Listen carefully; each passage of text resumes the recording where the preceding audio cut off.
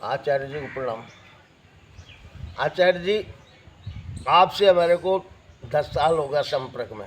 आपने हमको अवगत कराया ध्यान पर बैठना, और ध्यान पर बैठने के बावजूद हमको काफ़ी शरीर को तो मन को भी विश्वास हुआ ध्यान पर बैठने से। अब मैं आपसे निवेदन करना चाहता हूँ, ध्यान पर बैठने से सिद्धि भी प्राप्त हो सकती है क्या?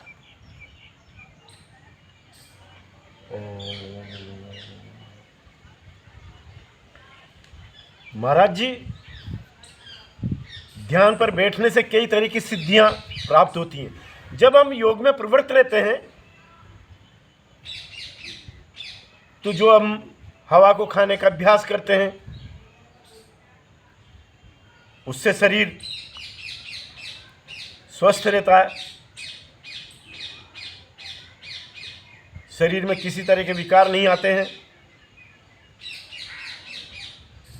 शरीर को छोटा किया जा सकता है। हवा खाने से आप जल के ऊपर पद्मासन लगा के बैठ सकते हो, उसमें शरीर आपका पानी में डूबेगा नहीं। पद्मासन लगाकर बैठना एक अलग है और पानी में पड़ा रहना चीज़ एक अलग है। पद्मासन लगाकर उसमें हम ध्यान पर भी बैठ सकते हैं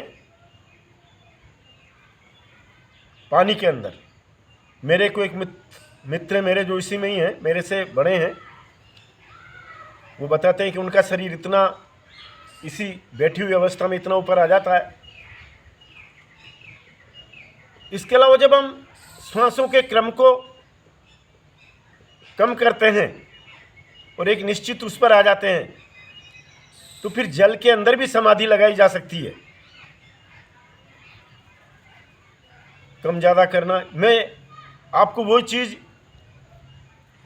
वही बात बताने की कोशिश करूँगा जिनको कि मैं जानता हूँ। सिद्धियाँ कई प्रकार की हमारा जब हम ध्यान पर बैठते हैं और हमारी अगर एक सिद्ध की अवस्था हो जाती तो हम हमारे विचारों को दूसरे के अंदर भी रोपित कर सकते हैं, यानी हम हमारे विचारों से दूसरे आदमी को चला सकते हैं।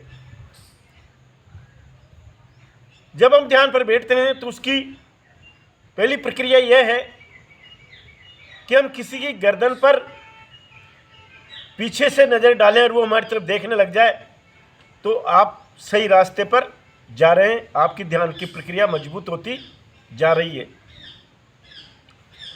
सिद्धियाँ कई, हमारा छाया सिद्धि है जो रावण के पास थी, इसको आगे कभी विस्तृत रूप से चर्चा करेंगे।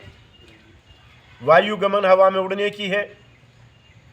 और जब हम ध्यान पर बैठते हैं तो ये हम कई लोगों के उसमें दर्शन कर सकते हैं। मुझे एक महात्मा जी मिले थे जिन्होंने मुझे बताया कि मैं कई लोगों पे घूम लेता हूँ जब मैं उसमें बैठता हूँ समाधि के अंदर। तो आखिर हमें उनकी उन बातों को सत्य मानना भी होता है, क्योंकि जब हम आज देखते हैं कि पंचांग वगैरह ये जो बने हुए हैं, आखिरकार कहीं न कहीं किसी न किसी सिद्ध पुरुष ने तो कोई न कोई बात बताई है। त्राटक का अभ्यास ले लो आप। मेरे जो गुरुजी के गुरुजी थे उनका कहना यह था कि त्राटक के अभ्यास वाले को ज़्यादा त्राटक का अभ्यास हो तो दिन में भी तारे नज़र आ जाते हैं और दूर दूर तक के तारे नज़र आने लग जाते हैं उन्हें, उनकी गणना वो उससे कर सकते हैं। आप योग निद्रा ले लो। ध्यान के अंदर ये दोनों आवश्यक है, त्राटक और योग निद्रा। आप तभी ध्यान की उसको प्राप्त कर सकते हैं, पूर्णता को। महाराज जी, ध्यान पर तो इंसान को बैठना ही चाहिए, बाकी तो सब गपड़ों का एक संसार है। हम जब ध्यान पर बैठते हैं तो कुछ समय लग सकता है, उसके बाद हमारे शरीर के अंदर से ही हमें वीणा की इस तरह की संगीत की एक आवाज़ सुनाई में आने लग जाती है। फिर हम उसी को ही एकाग्र करके सुनने लग जाते हैं और उसी से हम ध्यान की ओर लग जाते हैं। इससे आगे की सिद्धि है महाराज कि अगर हम मौन व्रत में रहते हैं तो फिर जो भी बात हम कहेंगे वो सत्य होकर रहेगी, यानी चौथा चरण। और महाराज इसमें से आगे जब अगर हम ये सोचते हैं कि अब ये जिंदगी हमारी पूर्ण हो गई, हमें अब अगली जिंदगी की ओर चलना है, तो महाराज योग में दो तरह से शरीर को छोड़ा जाता है। एक तो अपने शरीर को एक प्राणायाम के द्वारा जला दिया जाता है, जो अपने अंदर अग्नि प्रज्वलित हो जाती है, वो शरीर अपना जल जाता है। दूसरा है महाराज सांसों के क्रम को, जिससे कि हम लोग दिल की धड़कन को बंद कर लेते हैं, और बंद करके कुछ समय अगर रह जाएंगे तो प्राण अपना आप इस शरीर को छोड़ देगा।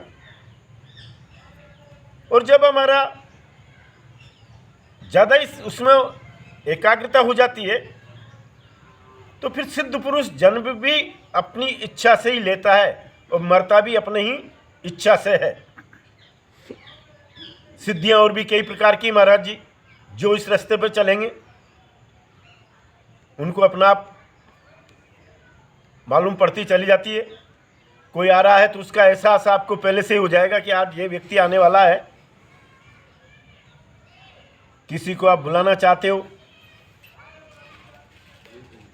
इस तरह की कई छोटी मोटी सिद्धियां इसमें है। कभी हम लोग विस्तृत रूप से और आगे चर्चा करेंगे। ध्यान पर अवश्य बैठे मित्रों। ध्यान के अलावा कोई रास्ता नहीं है आपके पास में जिंदगी में। स्वर्ग नर्क ये सब एक गपोड़ों का एक संसार है जिसको दुनिया मान रही है।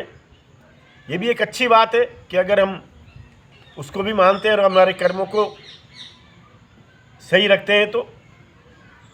और दूसरे सब्जेक्ट पे अगर हम लोग आते हैं तो आपको 84 लाख योनियों के अंदर जाना है कर्मों के आधार पर।